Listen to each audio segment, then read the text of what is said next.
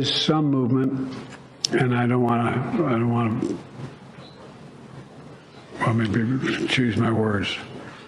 There's some movement. There's been a response from there's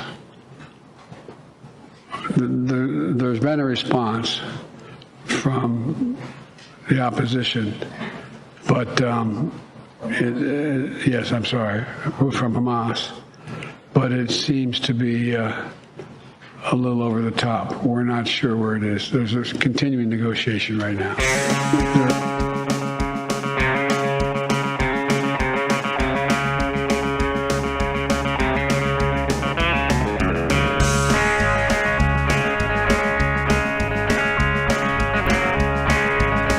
Yes, folks. Welcome. Left Reckoning 156. Hell yeah. I'm Matt Leck. With me, as always, David Griscom. Hello, David. What's up, brother? I'm excited about our guest this evening. We're going to be joined in just a few minutes by our good friend RM Brown. And always love doing that. Always love having him on the program. His other name, Ladrom James.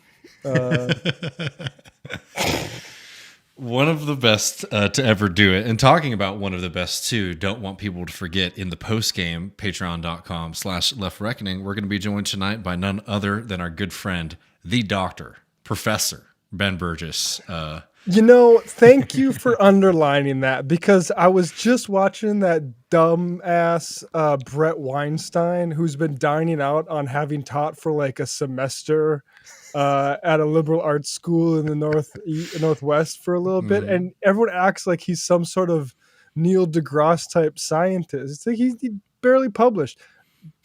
I'm pretty sure Ben taught for longer than that idiot did. But anyway, we could ask him. Yeah, we'll have them exchange resumes. But yeah, don't want to miss that in the post game. Patreon.com/leftreckoning to get there.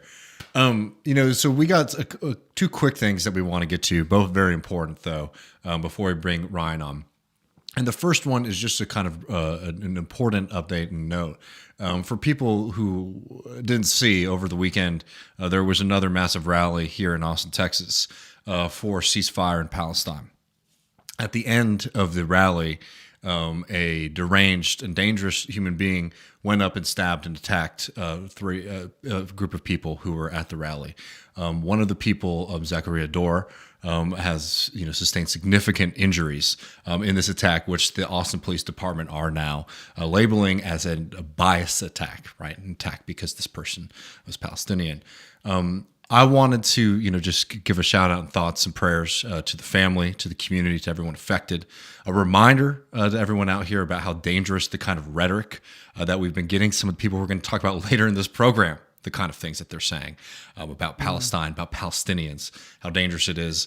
But also to sort of give an opportunity here to just share the words of the father of Zachariah, who spoke outside of Austin City Council today. So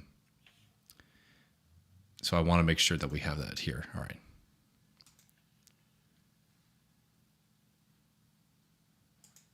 He's in pain, he's in agony, and he really have a message for everybody here. He told me, I want to go, I want to give a message. I say, I don't want you to go out there right now, but tell me what you want to say. He said, Mr. President, Mr. Joe Biden, I blame you. I blame you for what happened to me.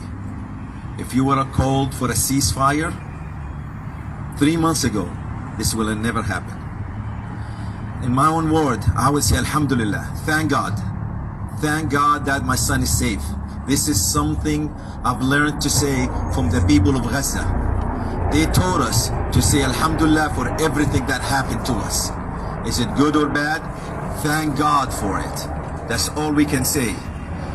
I really stand here begging and asking for city councilmen, for the president, for the mayor, for Greg Abbott, to call for a ceasefire, to call for an end for this madness. This hate that's going around need to stop. Yeah, and exactly that. And I think when you see the climate that we're in right now, the political climate, the social climate that we're in, it's important to lay blame at the folks who are responsible there. So. Yeah, and just to anticipate the objection from Biden apologists, because you see it a lot, is like he doesn't control the world. Well, he could have called for a ceasefire, then he wouldn't have this blame. And secondly, the folks that say that the president doesn't have that kind of influence, like I'll just say, as somebody who's read a lot of historians on here, and I'll just name two in particular, Avi Shlaim and Tom Segev, Israeli historians. Tom Segev is particularly with 1967, Avi Shlaim, the course of Israel's existence. And the idea that the American government, and particularly the president, is irrelevant to their calculations is ahistorical. If it's not true now, then it's changed. And Biden should act as if it still does matter. And if it does, and if something has changed, then we'd all be alerted to that. But my guess is the exact same reason Tony Blinken deleted a tweet days after October 7th saying we want a ceasefire and exchange of hostages. The reason that he deleted that is because it actually does matter what the American government's position on these things is. 110%. Yeah. And the fact that Blinken was shifting their message, I think is such an important kind of red flag, caught in the act aspect to this. So, love and solidarity to all of those affected here in Austin. Obviously, it's extremely scary. The person who committed those attacks is in custody, and justice should be done there. I mean, how many is that now? Attacks against Palestinian people showing Palestinian solidarity? I mean, I don't even want to say because I might miscount. I mean, at least 3 off the top of my head. Those kids shot. I mean, the attack we saw in Colombia. The kid by the fucking landlord. Oh yeah, Jesus Christ! Yeah, that was early too. Yeah, no, I mean, this is a dangerous kind of thing, and when, especially, I'm sorry, when talk about equivalency and things like that. When so much of the conversation and the fixation of people in the media is like feelings of folks, it's like, somebody, gets offended when they hear other people calling for human rights. And there are just like actual freaks and psychopaths out there who are attacking children, young people, people at rallies. That's not people's focus. But the hypothetical situation is, it sort of shows the lack of actual interest in dealing with any of these problems. Well, folks, I think we have some UAW updates that we should get to. Let's just do this really quick, and then we'll bring Ryan right on. Because I want to make sure that we're continuing to cover this, as we've sort of said that we will be doing on this program. The UAW is setting themselves up for another massive expansion, which is huge politically, particularly in the areas of the country where they are pushing to expand. As we've talked about on this program, there's an attempt from the UAW to expand unionization rates in the South. And the South, as people know, has been the receiver of a lot of auto plants in the past few years. Why? Because they think they can come there and they think that they can take advantage of folks. It's not because they like Alabama or Tennessee or South Carolina or these places more. They think that the government's there is filled with people who aren't interested in protecting workers. Most part, that's true. They also think that the working class people taken over by wokeness. They also think that working people in the South won't get up and get organized. And what's very exciting is all of these people in Alabama and in Tennessee are showing up and showing that a union South is something that is very, very possible. So I just wanted to quick update and shout out here. UAW has announced that they've gone at least 30%, very likely more. This is a few days old, this report. 30% sign up for people to join up with the UAW in the Hyundai plant in Montgomery, Alabama, the Mercedes-Benz plant in Tuscaloosa, Alabama, and the Volkswagen plant in Chattanooga, Tennessee. So a massive expansion here for the UAW, something that is absolutely critical. If you think all the stuff that people have been talking about for the past few years, I'm talking like Bernie Sanders, people getting activated, thinking of a socialist, thinking about people on the left, past few years, all of that stuff about a different future, about working class power, this is actually happening. And this is exactly the kind of thing that you need to be engaged with and fighting for. We're going to talk politics in a minute. We're going to talk about some of these figures, these folks that we like to mess with. But this is the actual fucking work, and this is the kind of thing that you should be supporting and paying attention to. If you think that your politics are different from these other folks out there, this is exactly the kind of thing you need to be tuned into. Right. And, you can get yourself sort of existentially frozen by looking at how meager is what we are seeing compared to what we actually need to accomplish, say, a just transition or controlling American imperialism.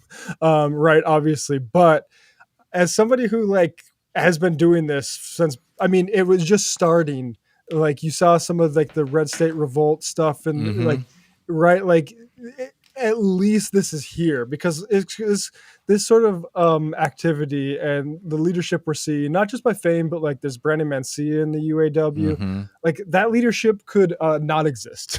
And it could be more even, and we obviously have our reservations about the timing, at least, of the endorsement of Biden. But these sorts of we could have the situation where they aren't saying jack about a ceasefire and just endorsed Biden months ago, right? So I think absolutely, it's positive and needs to be cultivated and protected. 100%. And actually, I think we'll talk a little bit more about Sean Fain and the UAW endorsement of Joe Biden. And in the post game, you get access to that patreon.com/leftreckoning. Reminder, folks, we are going to be joined by Dr. Ben Burgess. In the post game, we'll be hanging out, telling some stories, and we got some very fun Weinstein. I always forget how to say their name. Weinstein. Damn. Yeah. Now you got me. Sorry, now I got you fucked up. Well, anyways, Brett Weinstein, the guy who thinks he's figured a lot of shit out. We have some good clips of him. We'll be talking to Ben about as well. But without further ado, let's bring on the man of the hour, our favorite expert on Newsman, none other than RM Brown. How are you doing, friend? Hey, what's up, guys? Thanks for having me on your show. Thank you. It's good to have you joining us. Yeah, I think your mic's setting. Oh, my mic's messed up. Yeah, I think we're getting your on board mic. We're getting on board. Is it bad? Yeah, it's probably bad. Do you guys want to kick me out for a second or something? Is it? How long of a fix is it? We could talk a little bit if you need a moment. Yeah, maybe talk for 1 second because I just got to go into the settings. Okay, cool. We'll be right back. Why don't you play music for a second? We'll be right back. Okay, cool. Here's a little bit of tunage.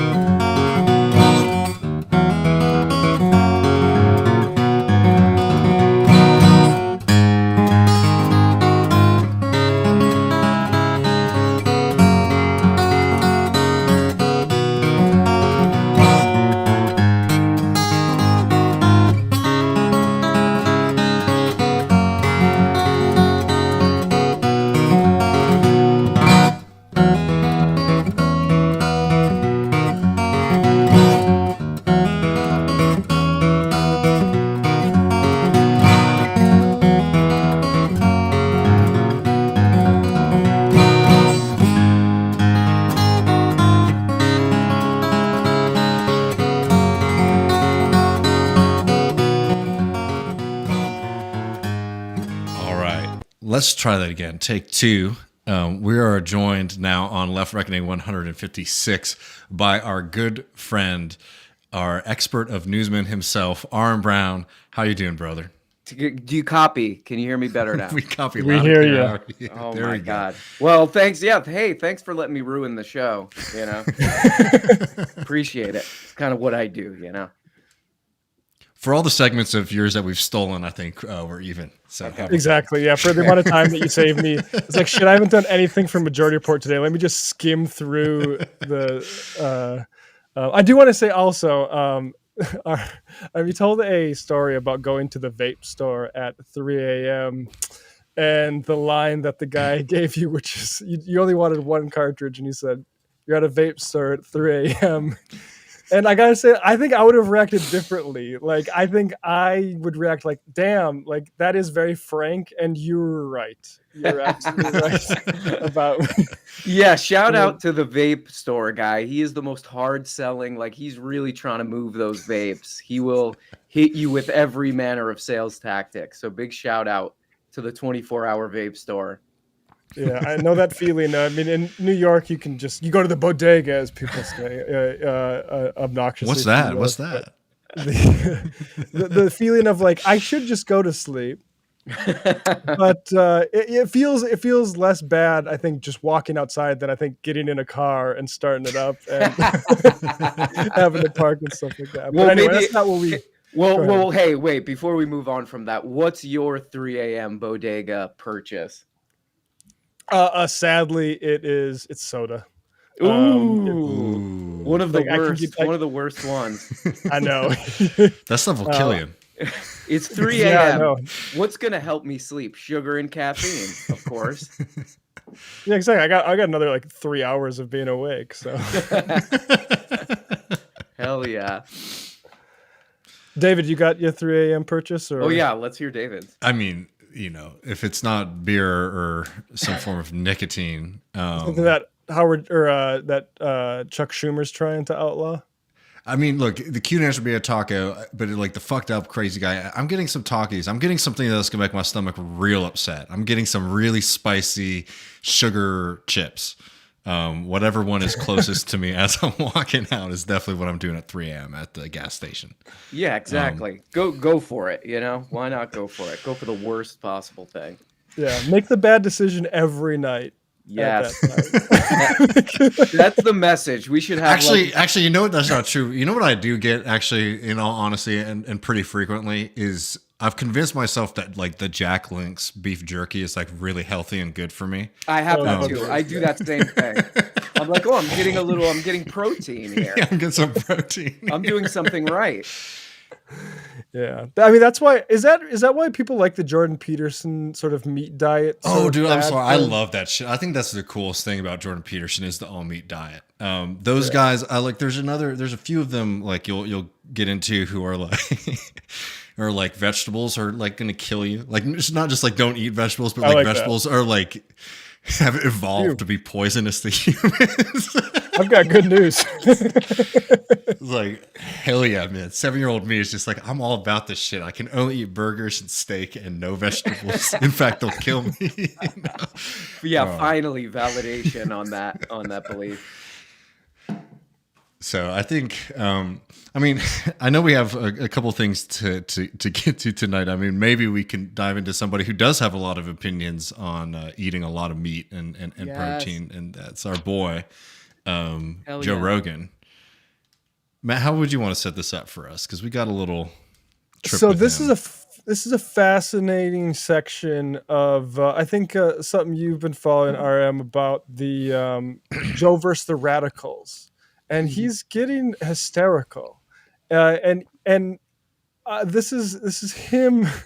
What I also like about this is how unhappy Bobby Lee is for this to be brought up, right. And the look of panic and upset, as if like, damn, you walked me right to that thing I didn't want to talk about.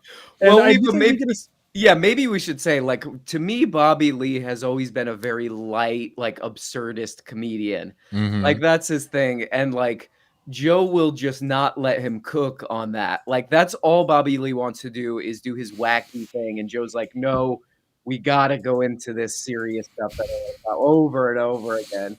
That was a lot of the comments I saw. Just let Bobby Lee be Bobby Lee, and it's right. Can't happen. But what's fascinating is, you know who else didn't let Bobby Lee be Bobby Lee is the government of Israel, or at least people who wanted to. Oh my God, that was an alley-oop right there. If I ever saw it. Holy moly! And so yeah, I think this is fascinating. And Joe Rogan's sort of paranoia about bots and stuff, which it's so good. But anyway, without further ado, here is this section here we'll go through. Friends, it's a funny podcast. Thank you. You guys are good together. I want to talk to you about an episode that I saw. But you having to go to Israel, was that on that or was that somewhere else? Yeah, it was that. What was that like? Tell me what happened. Yeah, already this is not going to be fun. Immediately. He like Bobby Lee really is a master because like it's just like he says everything with that little like sigh, you know, like here we go. Joe's gonna bring me down. Here we go. Friends, It's a funny podcast. thank you. You guys are good together. I want to talk to you about an episode that I saw. But you having to go to Israel. Was that on that or was that somewhere else? Yeah, was that? What was that like? Tell me what happened. Do you not want to talk about I it? can do it. Because I'm not saying anything that's like wrong. It's just something No. that happened. So- I get a call from Steve Byrne. Okay. And Steve goes, you want to go to Israel? How long ago was this? 14 years ago, maybe? Oh, okay. Yeah. Okay. 12, 14, I don't know.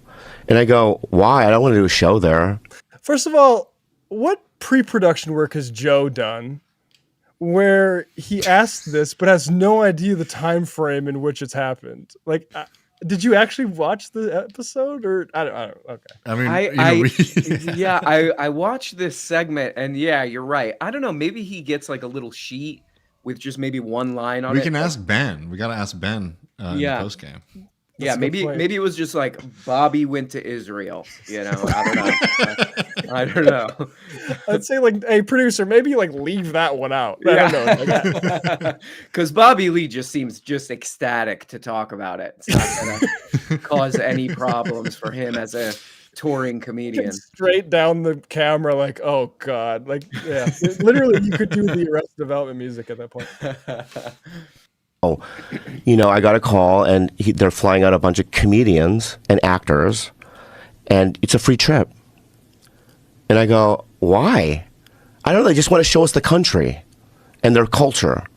And you get nice hotels, free meals, and you get a tour of like... Are you not performing? No. Nothing. Okay. So I went there with Jamie Chung, Brian Greenberg, they're actors, and Steve... Lopez went out, George Lopez. Okay. And we went out there, and then when we got there, they were like, welcome. We're like, thanks. And they were like, but every day you have to tweet how great Israel is. Every day. Yeah, like put out a tweet. They told you have to. And what I imagine for this segment is I wish I had the capability to do one of those sort of CNN style audience live reacts.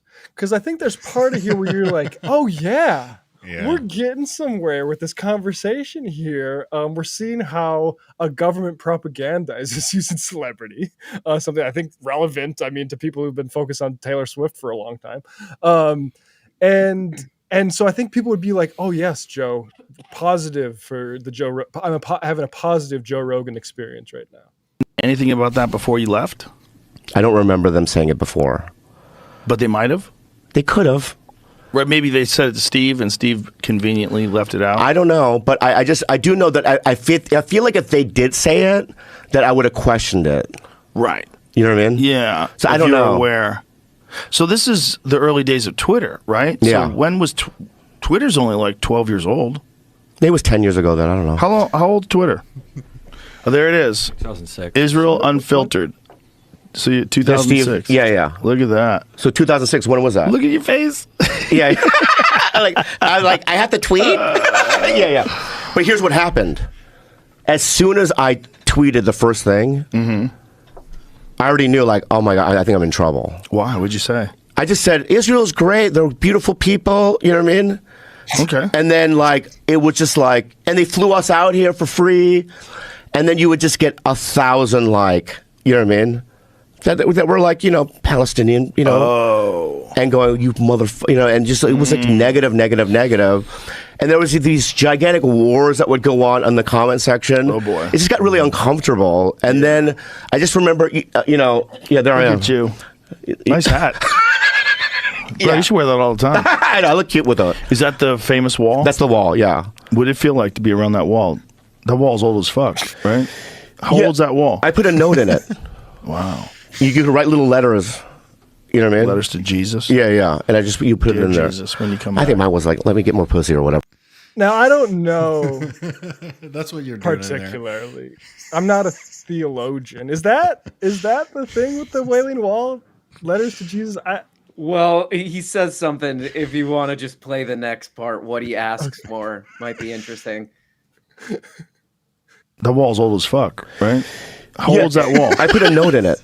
Wow. Okay, Bobby. You can write little letters. You know what I mean? Letters to Jesus. Yeah. And you put Dear it in there. Jesus, when you come I think back. mine was like, let me get more pussy or whatever. But Nice. yeah. But like, That wall. How old's that wall? Nice. Nice. 19 BC. yeah. Wow. But then toward the end, I was just like, I got to get the fuck out of here. I think. Yeah, I was just like, How many tweets did you make, and did you keep going after? One thing that's fascinating to me about that is it's like those people are actually trying to help you. Like you did, and what's fascinating is like Bobby says up front, I don't want to perform. So the awareness that there's something wrong here was actually there, right? And like I remember, I mean, this is I've probably not listened to a band more than Radiohead in my life.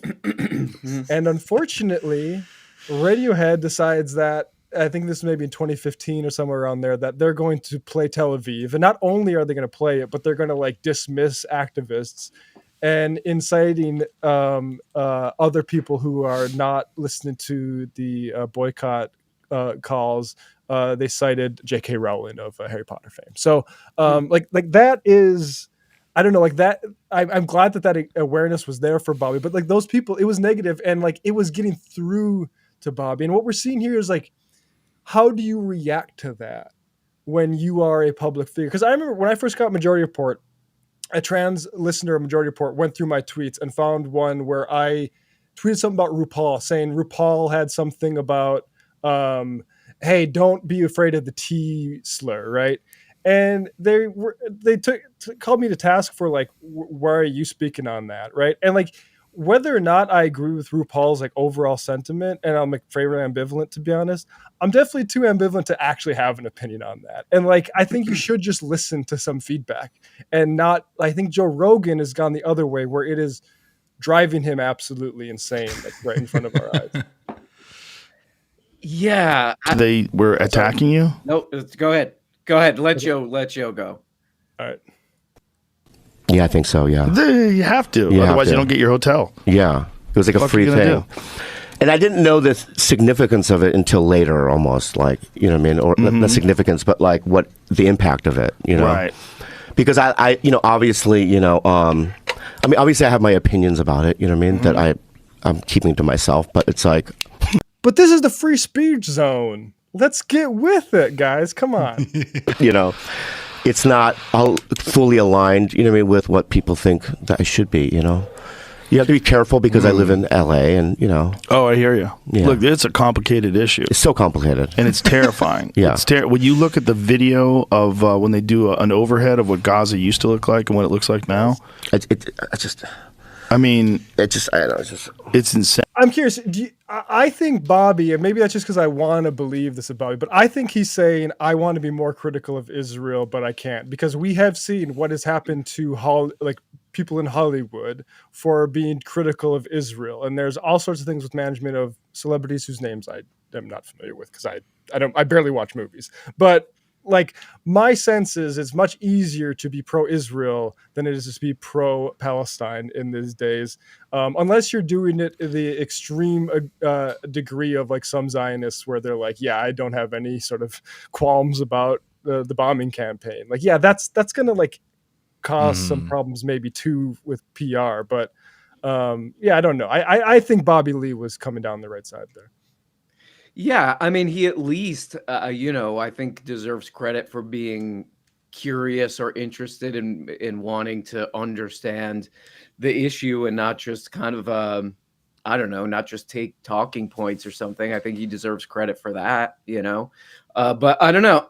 Yeah, I guess it's kind of, I guess it's an interesting conversation too, because he does seem like he's being pulled in a lot of different directions, you know. He doesn't seem to want to talk about it in the first place, which is, I kind of get, because he may, you know, maybe he just is not like going home from comedy shows and like reading about this stuff or reading articles about it. Yeah. So he just wants to be a comedian and he's being pulled into this by Joe. And he also doesn't want to be ostracized for whatever reason in LA. So I don't know. I guess I feel a little sympathetic. I don't know, but it's nice that he does seem legitimately curious and like want to understand things. I don't know. That's always been something about Bobby Lee, is he actually is a really smart guy, and he cares about. I think he does care about serious issues and humanity and stuff. But yeah, he just seems really like being pulled by this. I don't know. It's a little sad in a way. It would be nice if he could just, say what he feels about it, but he's being careful, I guess. Yeah, and part of this is the overall like environment that Rogan is creating for these conversations, Right. which is like trying to get him to pathologize the left all the time and like whine about trans people or whatever. Go ahead. Right. Well, this is why, not to take away from what's coming next, but this is why the next bit of this clip is so amazing. Because it's going to start actually looking very strong for a second, and then it's going to take a turn. That's Yes. Complicated issue. It's so complicated. And it's terrifying. Yeah. When you look at the video of when they do an overhead of what Gaza used to look like and what it looks like now, I don't know. It's insane. It's fucking insane. So yesterday, it's going to take over a year to clean up just the rubble. Oh my God. But it's like 25,000 now. At least. They don't know how many people are dead. They have no idea. And just half the population is women and children. And the trauma. And the fucking, famine. It's just, I just can't even comprehend it, really. Yeah, and the Israelis tell you that it's necessary, and that they have to get rid of Hamas, and this is the way to do it. But just, I believe that. I believe that. I believe that maybe that should be, but I think the approach could be different. Yeah. Right or no? I don't have any expertise in war. Neither. But I'm horrified that they can just shoot missiles into buildings, and they tell people to get out, but then they bomb the areas where they're going to. I mean, the whole thing's nuts, man. It's nuts, and it's so dangerous. It's so dangerous. These Free Palestine marches that are happening all over the world. So yeah, right. Like, we already start to wobble a little bit, in my opinion, when he does the Israel says they have to, and the groups that do evil things have a rationale for it. But I mean, we'll let him cook on this. Like the dangerous thing here isn't the tens of thousands of people dead and hundreds of thousands fucking starving and all of them displaced and at risk of like removal. It's these protests, man. We might get another. It might be like the George Floyd protests where the mobs are upset again. Those are all organized too, by the way. When you get on social media and you see, then they bomb the areas where they're going to. I mean, the whole thing's nuts, man. It's nuts, and it's so dangerous. It's so dangerous. These Free Palestine marches that are happening all over the world, those are all organized too, by the way. When you get on social media and you see the Free Palestine people and the pro-Israel people, what percentage of those people are bots? Right. It's not zero. It's not zero. There's a lot of what's getting stirred up, a lot of the... Yeah. When he's saying this, is he talking about like what he's seeing when he's on his phone, or is he talking about like people on the streets being bots? It's like, it's not really clear, because it sort of sounds like he's mainly talking about the protests at first, right? And then he says, how many of the people out there are bots? Yeah. I would also just remind folks how this conversation started, which is that Israel gave Bobby Lee an all expenses paid tour, and all he had to do was do social media propaganda for him. But okay, like, I mean, yeah, I'm sure the Palestine bots are. I'm sure there's just as much of a budget to get like fucking, I don't know. That's why Matt's been going to Ramallah. Yeah, Theo Von's going to Hebron. Yeah. Said a lot of the crazy things that are being said, I guarantee you a lot of that's being instigated by foreign countries. And that's what's scary about social media and the influence it has on people and the way they feel about a particular issue. Now, what foreign countries? Now, again, I guess we'll put our allies aside because, as we know, Israel is hiring our comedians to go vacate. Is China really, really stoking the Palestine thing? What is one of our main criticisms that we like to hang on China is their treatments of the Uyghur Muslims. I don't really think China is stoking this, actually. And Vladimir Putin is Nancy Pelosi. Maybe Rogan should have Pelosi on. They might have a lot to agree about what's coming, what's behind these protesters. Because Pelosi said it's Vladimir Putin. Yeah, Putin really hates the Americans blowing all of their ammunition, not to mention their credibility on the international stage that they were trying to use to get people to go against them. I'm sure Putin hates this and hopes it stops. What adversary? Iran? Well, they mean Iran, I guess, in this case, don't they? I mean, have you seen I'm sorry, I think we have to be serious when we're talking about foreign involvement in social media, for example. Because look, stuff's happened. All the countries wanted to do it, right? But actually being successful at it is one thing. And I'll start with 2016. All these folks went absolutely wild with the Russia stuff, and they're Russia is influenced the election and that's how Trump won. It's no, we can see the patterns. We might not like them, but we can see the patterns of how Trump won. And when it comes to the actual bot farms that Russia was putting out there, if you see the stuff that they were doing, it's the most bottom of the barrel bullshit. They had a Texas secession Facebook page, and one of their popular posts was literally a post of the state of Texas lines and says, "We love the Texas shape," right? So even on the level wait, I booked those guys. Should I cancel? I mean, it's just this whole paranoia that look, there are people who are bad actors out there. There are people who are paid money by governments. I think that's more of a real thing. But this kind of fixation of everything is sort of being driven by these false reality. When you interact with the bots, the bots are extremely low level, stupid bullshit. So to sit here and to say that the reason people care about Palestine is because they're being driven. I guess what I'm saying is without even getting to the level of is a country doing it, just actually thinking about what kind of phenomenon that would be, and actually seeing the proven examples of these kind of influence operations, it does not add up.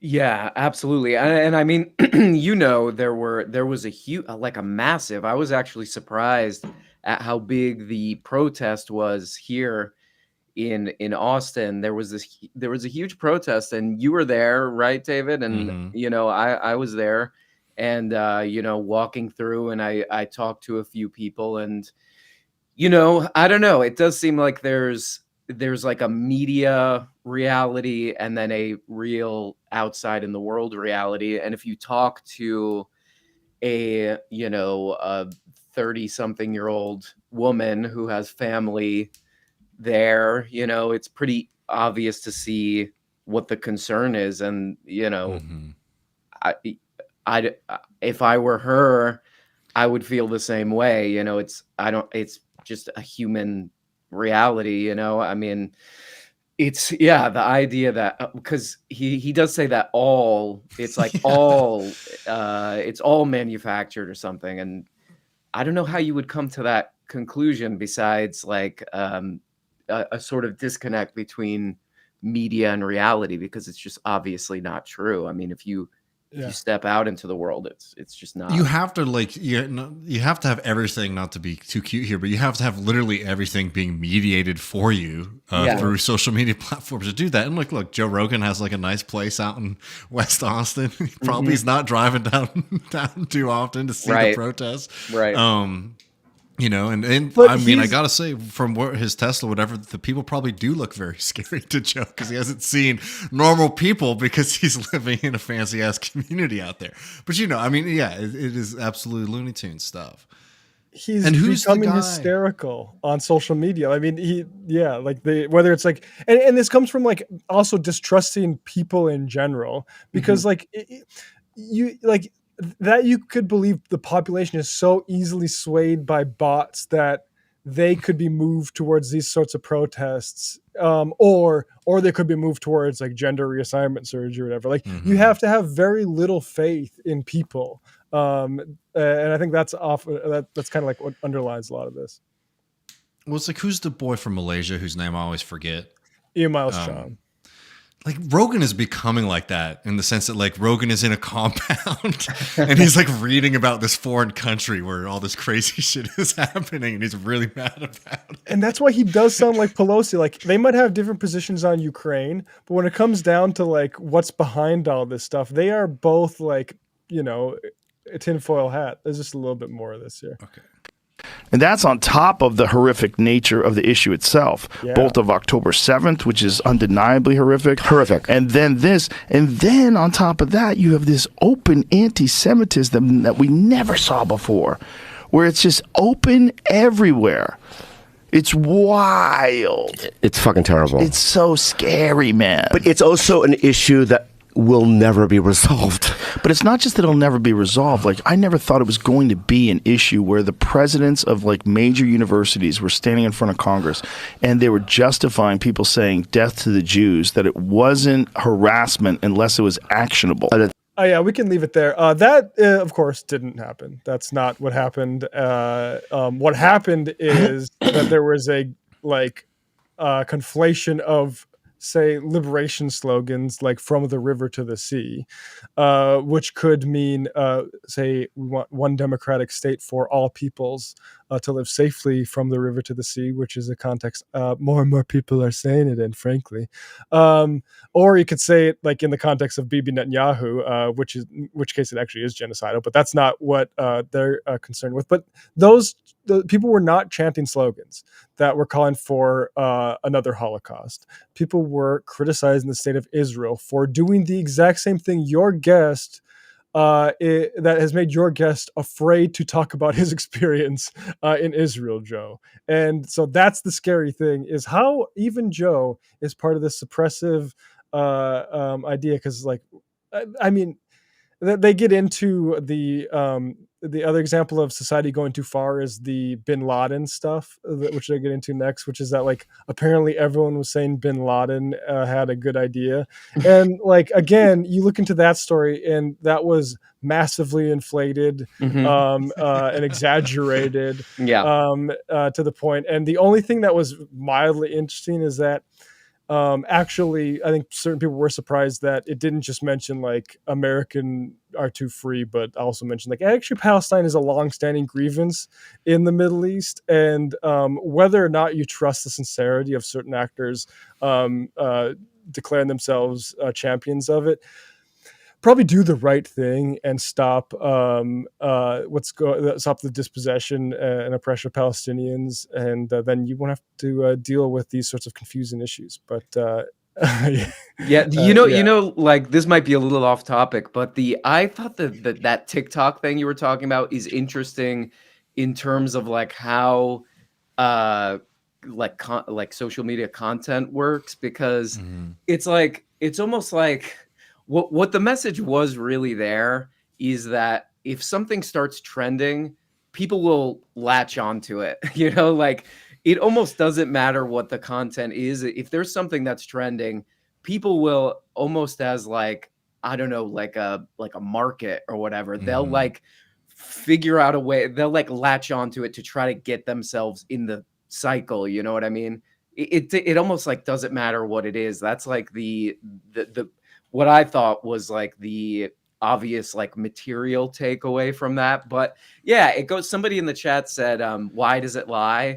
Which is Joe Rogan's famous line. And I don't know, it makes me a little sympathetic to him in this weird way, because yeah, why does it lie? You know, like the if you watch something on whatever, the media or social media, it's like, I don't know, it would be nice to be able to just be able to trust it and feel like it's an honest conversation. But if you don't have some kind of a critical lens, or, you know, maybe you actually really care about or want to understand issues, you're asking why does it lie a lot, and maybe getting fooled and bamboozled a lot, maybe. And getting more and more mad at the left too. Like you Yeah. people, you people are getting played. No, Joe, that is you constantly in front of everyone's eyes. Like it's you being scared about white genocide in South Africa. It's you being concerned. Like as a fucking throwback, I thought we passed the bathroom wars. And Joe Rogan is still being like, look at this very convincing documentary footage, and it's like a fucking skit. And that was wild. That was a wild one. I mean, could you remind people about that story if they missed it? Yeah. This was a. So Joe Rogan watched a video that was so clearly fake. Like again, it does come back to me feeling a little bit sorry and sympathetic for him. That it was so obviously fake. Why would you first of all, the actors were totally unconvincing in the thing. I mean, like it was the like setup you mentioned, like the opening shot of the film is basically the mother and daughter that were about to be upset by the scary trans person, them not yet even walking towards the bathroom, but kind of set and then beginning to walk towards the bathroom. Like, who is filming this? And holding hands, and holding hands, right? Somebody sensed that at this park bathroom, some real stuff was about to go down, and they filmed it, and and also a clue might have been that the name of the account that it was uploaded to was somebody's name and comedy and skits. So again, it's like it doesn't make me feel sorry for him. It makes me like, okay, like, he's a little bit of an older guy. He's not like, I mean, like if you're a Zoomer or whatever, you're going to spot that and be like, oh, like I have radar for this. This is fake. But yeah, if you're like looking for something, it's almost like a supply and demand thing going on, just like with the TikTok thing. It's like, if you're like looking for something, somebody will like create it. So you can be like, yes, that confirms what, it's there. And if you don't have like a critical lens to look at it through, you'll just be like, there, that supports whatever I want to believe, I guess. Well, I mean, and the litter boxes thing was the same thing where he's like, yeah, I have confirmation that the litter boxes. And like, here's the thing is like one simple test is like to look when people start talking about misinformation is who are they worried the misinformation is enabling to act on misinformation? Is it the regular people, whether it's like Antifa or trans people, whatever, or is it elites? And the thing is what we see is Joe Rogan as a media elite. Maybe he's independent or whatever you want to say, for a $250 million Spotify guy, who's apparently not legacy media or something, whatever. Like that, he is an elite. And he is constantly being played by misinformation, and it has a massive effect. Like this motherfucker who got to squat just the concept of being curious and like kind of irreverent for the American male and of our generation. Like when he decides like, okay, I'm going to spend fucking another 3 hours with Brett Weinstein talking bullshit, like that. It's at least a waste of people's lives. And like he's doing that based on bullshit. And that's a bigger problem than and I would go up the ladder of like the Iraq war or say withdrawing funding for the United States refugee aid systems, UNRWA, like based on just a notion that Israel said. Like that's the kind of misinformation we should be worried about is what makes elites do, not is the mob getting out of hand with something again? Yeah, totally. I also, I don't know if you guys ever wonder about this, but like there is like a good version of the Joe Show, which is like, here's a supplement that you could take, or here's like a exercise you could do. I got somebody on who drives race cars or whatever. Like, how much does his audience get from this? Like, because it's not a very deep analysis. It's a lot of kind of regurgitating stuff from mainstream news. Like, are they super turned on by Yeah. this even. I don't. I mean, look, and in fairness, because we do a longer podcast too, it's, they're 3 hours. Yeah. You put them on, and it's just like, you tune out when it's a little boring, and no, it's like, you can't even listen to him. If he has a hunting guy on, like, they're going to talk about hunting for maybe like 25 minutes until this guy's going to start talking about school boards and the problem with the American public education system. That's what's wild though, is like if I wanted to enjoy it for the comedians, it's like, why are you talking to fucking Stav about immigrants? Exactly. That's like, it's treats and girls. Like, that's there it is. That's what people want to hear when you have Stav on, you know what I mean? It's like, no, let's do like this kind of just like really kind of superficial I don't know, talking point thing. It's like, and that it's not fun either. Like, no, I mean, yeah, I don't know. It's like Rogan enlisting comedians to be therapists for his morbid thoughts. Like, yes, he did this with, like, you have this kind of like raucous group of guys. I was watching one where it was like Ari Shaffir, Shane Gillis, and I don't know, some other guys. And yeah, he kept like, and they're all high, they're all smoking weed, right? It's like, okay, it's dudes night, we're just having a good time here. And he keeps like, it's almost like party buzzkill kind of stuff where it's like, well, let's talk about this. And they're just like, oh, you can feel it deflate. Like, oh, here goes Joe. Here goes Joe. Here we go. And and the thing is too, is like, I would be nervous. Like, let's just say I'm on the Joe Rogan podcast for whatever reason, and I'm just trying to. I'm there in a friendly way. I'm just like trying to be on the show, talk about whatever my thing is. Would be very scary to be on the program because Joe is going to bring something up, right? And you don't have, like, we have the ability afterwards to be like, hey, that's a made up story, right? But Joe's about to bring up some story that you have no ability to reference or understand, right? He's throwing bombs at you basically the whole time you're there. I mean, so I wanted to ask you this, buddy, because we have a couple other things I wanted to get to with you before we go, but like, so you watch a lot of these newsmen, as you call them, and like, I think Joe is a particular one, right? And I'm curious what you think about this, because I think Joe is, like, ironically, because he's the biggest of all of them in a way, he has like the biggest audience, but he's also like downstream of like the kind of right wing, independent, weird media, whatever you want to call it, matrix, that he's just like consumed all of it, and it's making him a little bit disturbed. Do you think is that fair? Because I want to talk about the other guys, because I will say on the other side, I think like the Dave Rubins, and the guys who are trying to generate the conversation are having an impossible time because they have to take their orders from Trump, right? Because you never know what Trump's gonna. You can usually guess, but sometimes they'll throw a curveball out at you. And these guys are getting into trouble because if they're not getting the marching orders directly from Trump, they can maybe make an opinion that's outside of Trump world and get themselves into trouble, right? So they have a weird kind of derangement that's going on. But I don't know if that theory seems workable to you as somebody who's been watching a lot of these guys. Yeah. There's like different versions of this that are like unique to social media celebrities or social media, whatever, influencers, whatever you want to call them. And a lot of those guys, like maybe Dave Rubin, I don't know, they're like, they seem audience captured. I maybe like, and you can kind of, if you reverse engineer it, or you see the steps, like Glenn Greenwald probably got a lot of subscribers from going on Tucker Carlson, maybe.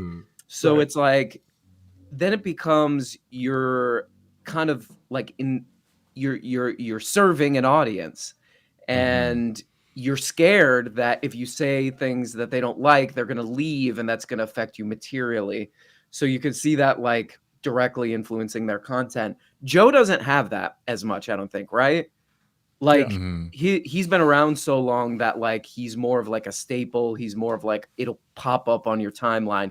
He could say whatever he wants. So he seems more like organically drawn to certain kind of media. And that might be like the interesting psychological study, is like what it's like an aesthetic maybe that he's attracted to. And then whatever these talking points get in, and then he pulls them back up. That would be my guess. You know what I mean? But and that also, it just, I don't know. It's just like an interesting example of like if you don't really know or have like a critical lens of what you're looking at, like that stuff could get through, I guess. I mean, I don't know. What do you think? I mean, I think Joe is eating from the trash can as our boy GJ says. Like, with the white tablecloth and everything. I mean, do people know? I don't know. Do people know Nielsen ratings anymore? I think they do it automated now. But Nielsen is this sort of service that used to track dating for viewership data for advertisers. So you keep a journal of what you're watching, and they'll give you like $15, something like that, for turning your journal in.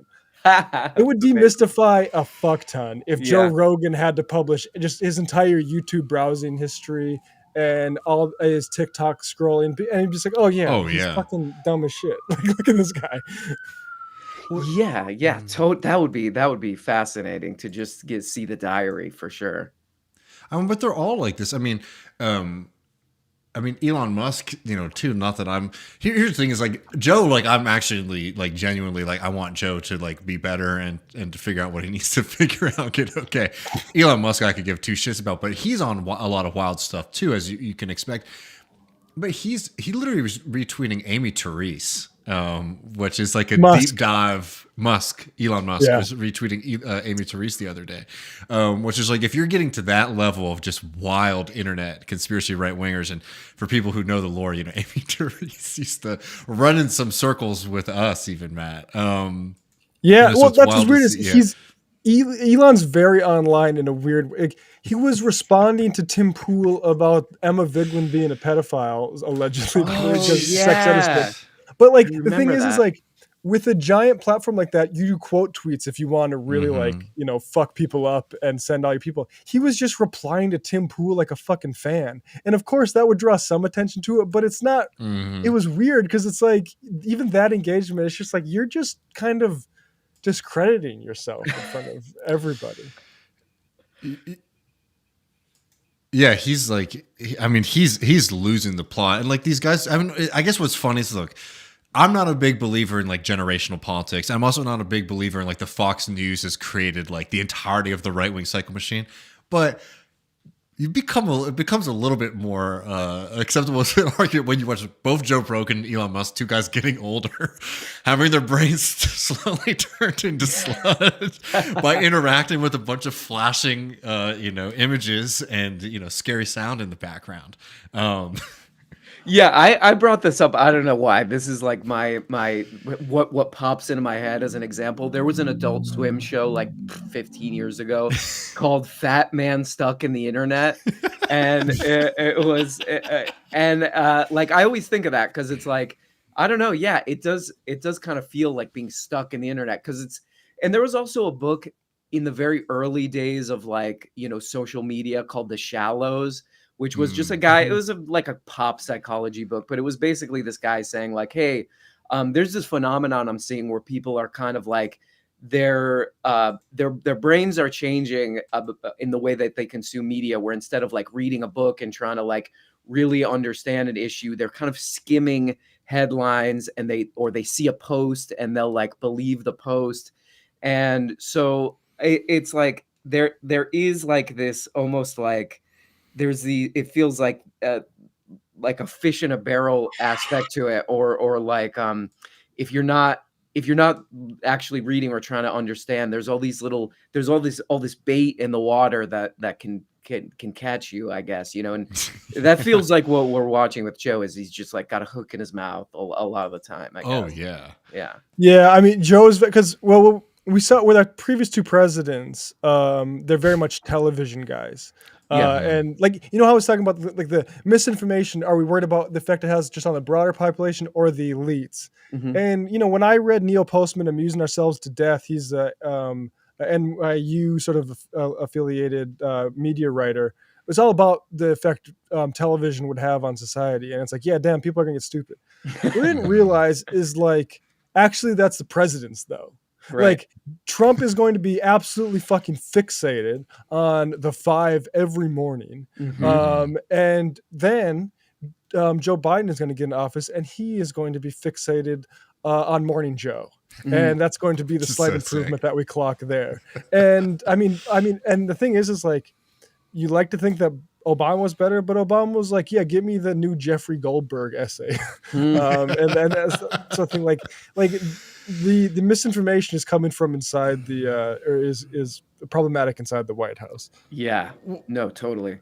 Well, talking about misinformation and people who are caught on a hook, we got to talk a little bit about what's been going on here in Texas, which has been this convoy going to the border. And look, I feel really bad for people who live in South Texas and in these border communities, particularly people in Eagle Pass, who seem to be like the number one favorite of weird right-wing activities. People like RFK, anyone who wants to go and get an image of them with people crossing the border, they're like, we're going to Eagle Pass. We talked last week about how this convoy, which has had a lot of trouble getting off the road, or I guess getting on the road, stopped for a long time in Dripping Springs, Texas, which is pretty close to where we are. It's not really by the border. And that's where the big celebrities showed up, right? That's where it was a little bit more normal, I guess. It's like not to call Sarah Palin and all these folks normal, but you know what I mean? The bigger names, the people who want to land at Austin Bergstrom International Airport, they pop in, they show the party. And then the real wild guys went down to the border. And we have some video here that I wanted to share. Maybe first, just to start the scene and remind people of the seriousness of this, is that the potential of something dangerous happening is really there. These guys are, not only are their politics dangerous and all this kind of stuff, they are completely deluded as to what the reality is. They think that they are driving down to a literal war zone, which is a dangerous thing to hop up a guy driving from Virginia, then seeing, Sarah Palin in a nice little outfit and Ted Nugent wailing on the guitar. These guys are worked up when they get down there. On Yellow Peril. And they get there and they see something like this. And this is from Christopher Hooks, a reporter here in Texas, who was down in Eagle Pass. And look, this is just to show you people the oddity of this. It might be hard for some folks to see, but here's a truck with just like 10 million fucking flags on it. A bunch of Trump decals, just sort of like circling the parking lot of this restaurant where these people are having a nice little Saturday night in their town.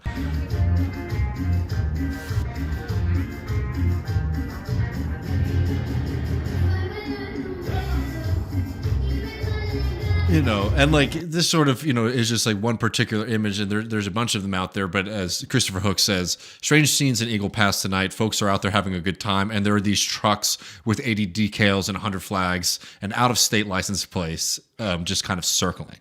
And I'm sure people have probably seen some of the videos.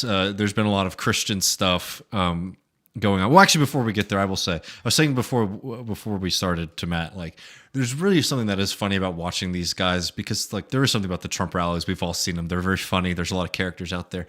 I would love to do an in-depth report on the guys who sell buttons and T-shirts and flags. Yeah.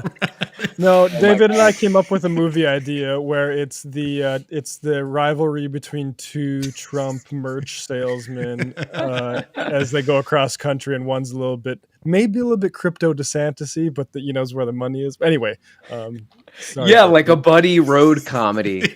Yeah, totally. they learn to love each other in hatred of DEI, or like Kingpin, yes, but instead of bowling, it's so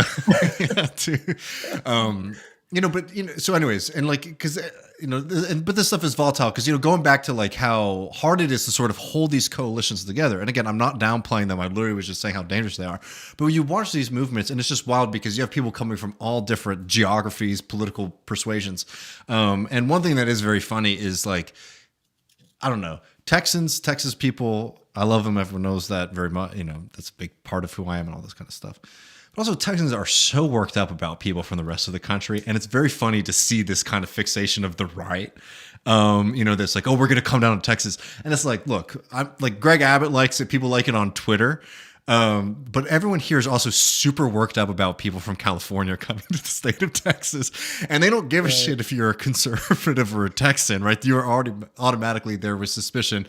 And anyways, we could watch this clip to see how well this is going on the border here. No free speech, no guns, no offensive Christians. What kind of conservatives are you? Oh, you're from California. You're not even a Texan.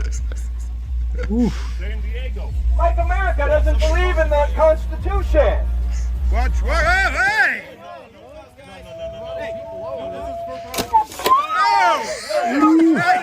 Oh! Peaceful protest! Back up! Peaceful, huh? What's wrong with you? What's wrong with you? Pedestrians have the right of way!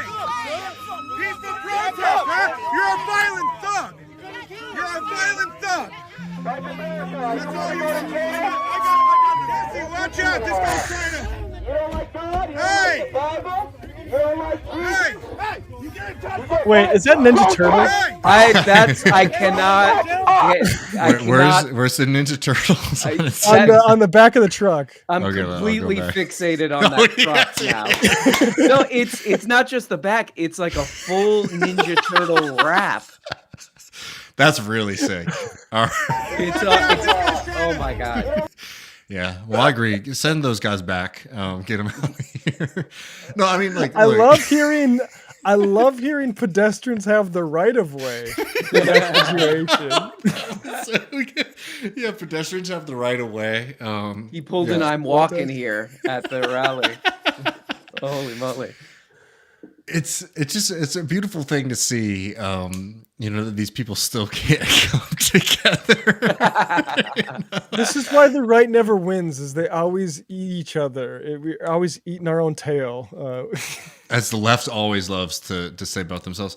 So anyway, the right wing stuff. Hopefully the convoy goes away. The stories have been fun. I don't know if you followed it all, RM, but it's been funny. They had a lot of trouble. They got lost in a Buc-ee's parking lot for 6 hours because for a while there's just 20 of them. You know what I mean? Yeah. And a few people showed up at the end. They've been having a hard time. But you know who else has been having a hard time is Joe Biden and the Democrats, who, as I'm sure everybody knows now, did an excellent gambit where they said, hey, what if we go more right-wing than the Republicans and try to push an insane immigration bill? And maybe the Republicans will line up behind us and stand with us. And surprise, surprise, the Republicans weren't very interested in doing that.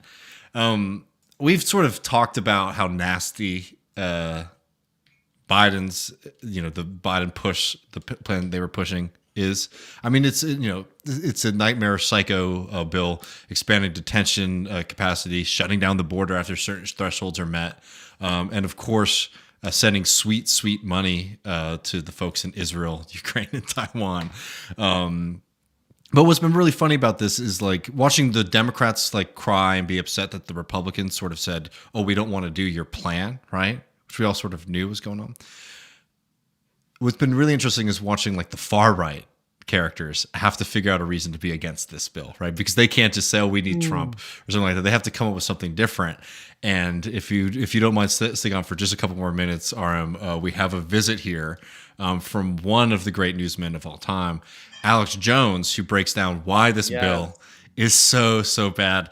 And apologies, he gets to it in a second, but I had to start it early because the intro that he does to this segment is so goddamn good. Can I just say, sorry, but Alex, why are we so fixated on election day? Y'all catch me up on my Jones lore. I thought there was a period of time when he was anti-Trump, right? Wasn't there a period of time during the Trump administration? He's Trump has been taken over by the globalists, and he's sort of turned his back. Yeah, he was at one point. Yes, just he moved was. on. I guess you can do that with that audience. Yeah. I mean, the funniest thing about where this video comes from is I watched the full episode, and I haven't done that in a long time. I did not watch it. I jumped around in it.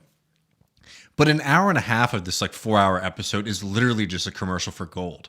So we can get a little bit too worked up about trying to find internal consistency within Alex Jones arguments.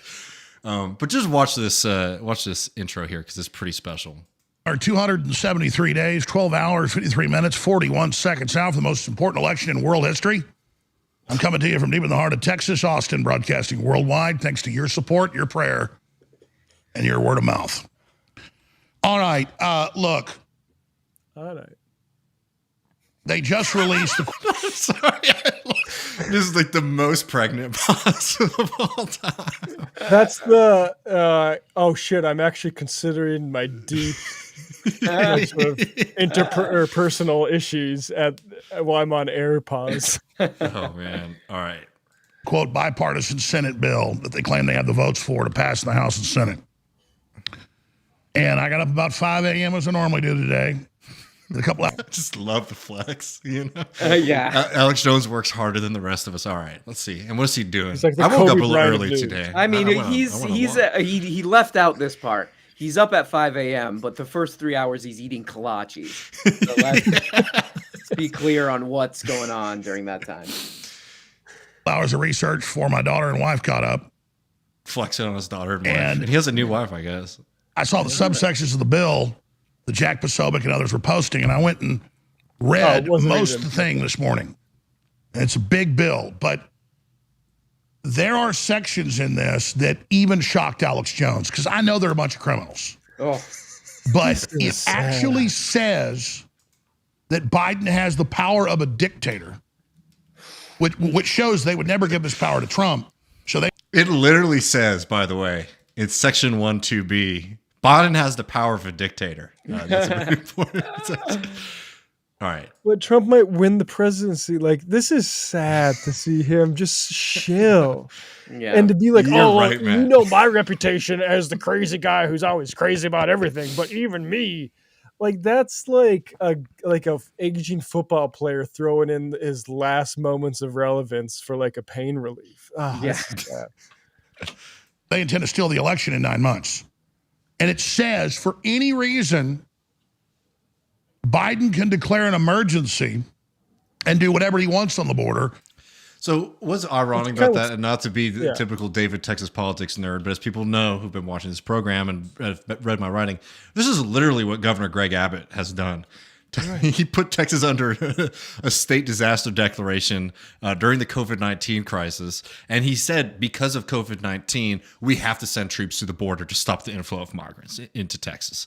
Right. So, you know, this is not a defense of Biden or an interest for him to be doing any of this kind of stuff. But it is always wild to me to watch. I mean, I guess I shouldn't be surprised. But look, it's completely ridiculous for these guys to be talking about that when, like, literally the governor of Texas, which, you know, we're also seeing Alex Jones now getting cozy up with Abbott, too, which is like we're watching Jones go from, you know, free voice for patriots and liberty loving folks to a deep state shill. It's pretty sad to watch. It's sad. Including in cities around the country and giving them unlimited money. And it gets worse. Only the special court in D.C., which they totally control. You've seen all the kangaroo action there, all the rigged show trials there, that court has the jurisdiction. And I mean, I sat there and marked up the bill. There's got to be like 30 things in there that are just jaw-dropping. Flabbergasted. And I would let you go in, but like you never hear, if it's 35 minutes left in there, and you never hear one things that he highlighted, which is so good. I gotta give, you know, we're back, baby, right? I was getting a little nervous about him, but boom, let's go. Well, I saw 30 things. One of my, I can't remember what he was talking about, but I don't know if he still does this, but he used to have like 8,000 pages of documents on his tape, printed, you know, basically like printed screenshots from Twitter on his desk. And I remember one time he did a thing, I can't remember what it was. It was like a year, maybe a couple years ago, where he had some document about something and he was like, he picked it up, like he was going to start going into it, like reading about it. And then he goes, you don't even want to know what's in here. You don't even want to know. I don't want to look at that. Okay, great. Yeah, okay. Well, I mean, Dave Rubin did that too when he played the Ilhan Omar video. He's like, at first he's like, watch this or listen to this, and I guess you'll have to read it, but listen to it also because of how scary his Somali language is. But then he's like, there's so many things we could have played from that would have just blown your mind. It's like, well, select one that like you don't have to mistranslate. No, that's like literally your job, right? Yeah. Let's go into a point, maybe. Let's hear. Like that's why you have producers. As a producer, like go through that shit, take some time codes, and let's isolate some examples. Yeah, but if he were to do that, he would have to wake up at 4 a.m. As he said, he wakes up at 5 a.m. That's when he does his research. He doesn't have time to isolate the quotes. Yeah, he might have cut back a little bit too on the production budget a little bit.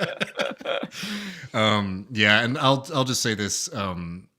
It was I haven't watched his program in a long time, so it was funny to go into it.